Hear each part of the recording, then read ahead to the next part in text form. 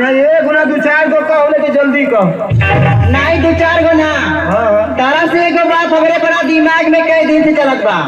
बोल बोल। आज हम कहब जरूर। बोल।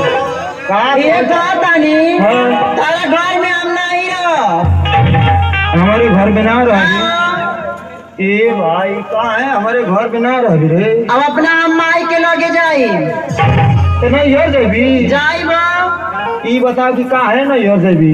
सुना एक बार जब कह देनी क्या हमारे घर में क्या कमी है बता। तोरा घर में अरे बाप रे बाप कमी देखी तो कमी है कमी बा। अरे तो बताई भी का तेरे घर में वही कुछ की ना कहा ना हो बता तो ये जनतन के बता दे बता। न तेरे घर में आटा न तेरे घर में दाल तेरे घर में नून अच्छा घर में मरचा अच्छा न मोटका बैगन अच्छा न चिचिन्ना अच्छा न लौकी न कोहरा और भिंडी तक ना अच्छा तब तेरे घर में का रे तब फटा करेली हाँ आ बिना खैले आई तो यहाँ ऐसा बनल है। ई बताओ का बिना खैले आई तो यहाँ ऐसा बनल है। अरे आइठ मत आई कुछ छो तो था देखा तो चूहा था।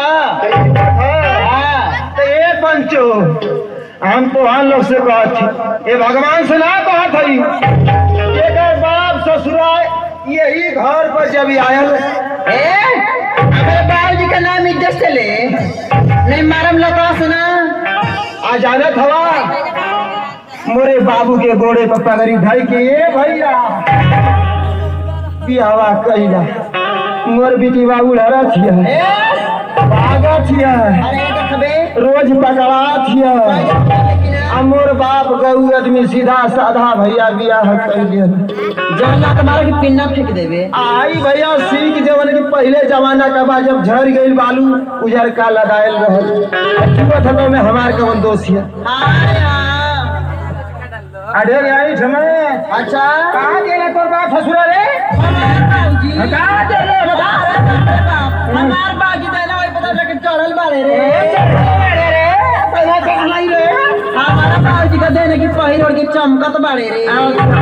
हिंगोरी मैया हाई देखा हाई एकर बाप दिहले हम दादा भैया का दे ना ए लो पियानु या जाई चढ़ल बाड़ा चट से उतर जाता तोके बता दे खई कि पिए का हम पिएबा करीला लेकिन हाउ मत पिया जरा मैं तुम्हारे ढकावत ही आजकल लेकिन सुना हमार बाबूजी अरे हमारे बाबूजी तो के बड़ी कुछ दे ले बारे कहा तक गिनवा दे यहाँ पे गिनवा गिनवा दे अगर असले बाप का बेटी हो कभी तो गिनवा दे सुना दोहाई माई बाप को जनता पंच सुनत बा। अच्छा हमारा अभिनंदन भैया भी सुनत रे और सत्या भैया भी आयल बारे आज जोगिंदर जी साउंड सर्विस का हवे ना हमारे पुआ के लड़का हवे दियो सुनत हवे पुआ का लड़का छोटी पुआ का। अच्छा छोटा की प्रभावती पुआ का लड़का हम ए सुना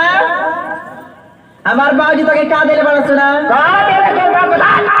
हमार बाबूजी तारा के थे घोड़ी देना हो एक घड़ी एगो साइकिल देना हो एगो साइकिल और एगो रेडियो दे ले रहा एगो अब कल मेरे चोखा नियर मुंह पर ये भाई हम ये पंचन से बतावत ही भगवान से ना बतावत हई एकर बाप ससुरा हमके तीन चीज देहल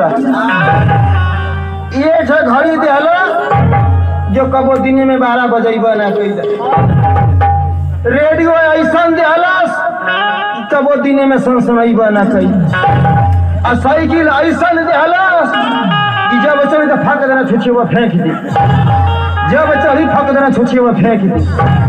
रेडियो ना सनसना कब्बो शेर लगौले के बाद ना सनसना कैसे है बोले लगे रे जब नयका सेलवा निकाल के पुरनका लगा दे ना तो बीबी सिलेंडर पकड़ हाँ हाँ हाँ खाली खर खर खर खर खर खर खर खर कर हमार बाबूजी के तोरा देना अब तोर बाप दोगल हमके का देला रे कर माटी लग जाओ एक काबूर खाने दे हमारे बाप के बात कर दी दिमाग उठा ले जा हमारे बाप के बात कर दी अरे आई के कर पहले बाप लोपिया नाम के का देला रे तीर भावना आई के कर पहले आई कावर रे हाँ यह केकर पहले गिनान के सूप पर ले तो रहो हमें पहले बानी गिनाव कवन कवन चीज अरे यह बेलौजिया केकर पहले आई भाई हाँ। ये हमार भैया देले बाड़े या में को आई मगा सुतावा हाँ। यो हमार भैया देले बाड़े आई नीना पर को मंटिका वा हाँ। ये हमार पापा देले हमें आई सरी जा यो हमार पापा देले हमें आई तीन गो लइका